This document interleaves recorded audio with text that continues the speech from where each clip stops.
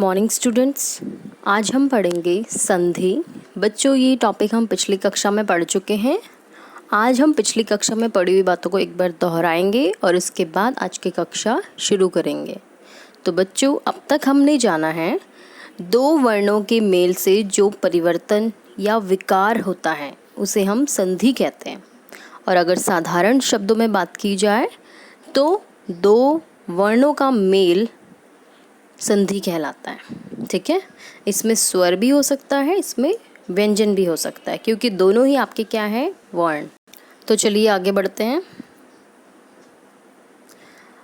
स्वर संधि वो है जिसमें स्वरों का मेल होता है और नया स्वर बनता है, उसे हम कहते हैं स्वर संधि। स्वर संधि के 5 भेद हैं: दीर्घ संधि, गुण संधि, वृद्धि संधि, यण संधि और अयादि संधि। इसमें से हम दीर्घ संधि, गुण संधि और वृद्धि संधि को पढ़ चुके हैं।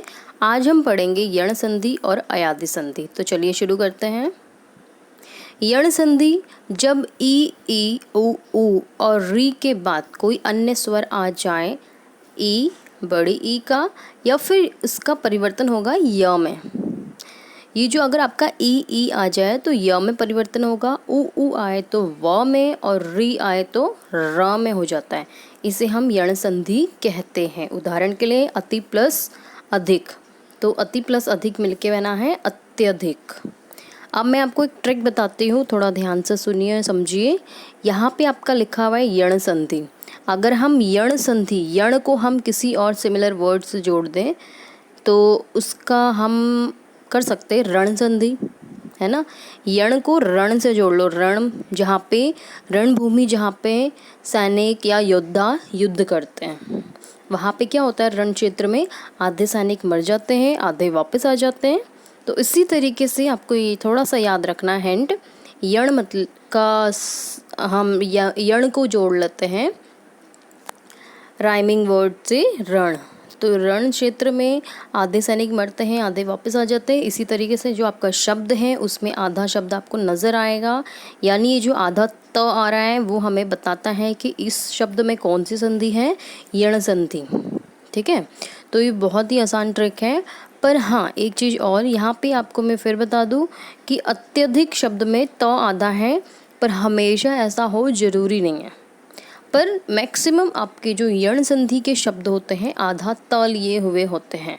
ठीक है, तो अभी हम आगे उन उदाहरणों को जानेंगे, पर उससे भी ज़्यादा ज़रूरी है कि आपको इसके नियम याद हों। जब आपका ई हो तो य में परिवर्तन, उ हो तो व में परिवर्तन, और री हो तो र में परिवर्तन। ये आपको नियम हमेशा याद रखना है। बाकी इसके अलावा ये तो सिर्फ ट्रिक है। आगे उदाहरण देखते हैं। यहाँ देखिए, अति प्लस अपि तो यद्यपि, है ना। यदि प्लस अपि यद्यपि। वी प्लस आकुल व्याकुल। इसमें आपका व आधा है, यानी कि कौन सी संधि है, यण संधि। अति प्लस उत्तम अत्युत्तम। वी प्लस ऊह व्यूह।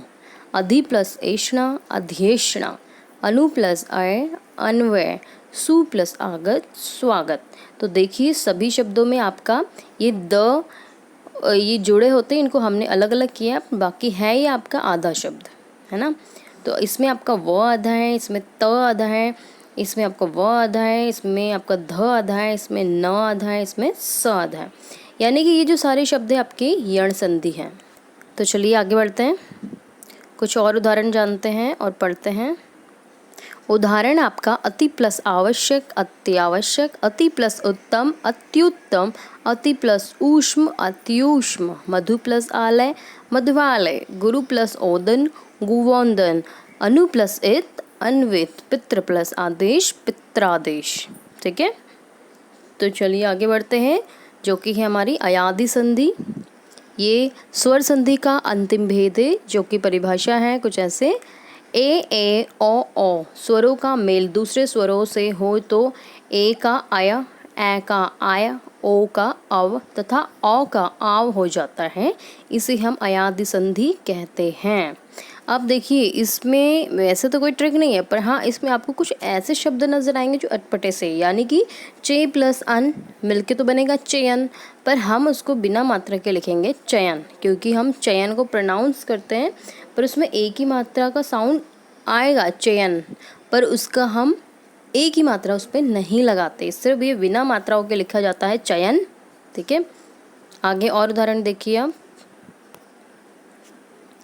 ने प्लस अन नयन, गे प्लस अक गायक, ने प्लस इका नायिका, पो प्लस अन पवन, पो प्लस इत्र पवित्र, पो प्लस अक पावक, नो प्लस इक नाविक, भो प्लस उक भावुक। अब देखिए इनमें सब में आपको यहाँ जो शब्द बन रहा है उनका वो ना बन करके कुछ नया शब्द तैयार हो रहा है। जैसे पो प्लस अक पोअक हो सकता है, पर हम इसको पावक बोलेंगे क्योंकि हमारा नियम, हमारा परिभाषा में यही बताया गया था। ए अ के जुड़ने पे अय, ओ अ के जुड़ने पे अव, औ ई के जुड़ने पे आवी, औ ऊ के जुड़ने पर आऊ में परिवर्तन होगा। ठीक है, तो चलिए देखते हैं आपको ये पाठ कितना समझ आ गया है। कुछ प्रश्न हैं आपके सामने जो कि आपको स्वयं करने हैं। नीचे दिए गए शब्दों का संधि विच्छेद कीजिए, उनके सामने लिखिए। शब्द है आपका स्वागत। उदाहरण के लिए आपको संधि विच्छेद कुछ इस तरह करना है, सु प्लस आगत स्वागत। ठीक है, आगे शब्द है आपके लिए पवित्र, प्रत्येक, पवन इत्यादि। तो बच्चों आज का ये आपका गृह कार्य है जो कि आपको स्वयं करना है। अगली कक्षा में मिलेंगे नए टॉपिक के साथ, तब तक के लिए धन्यवाद।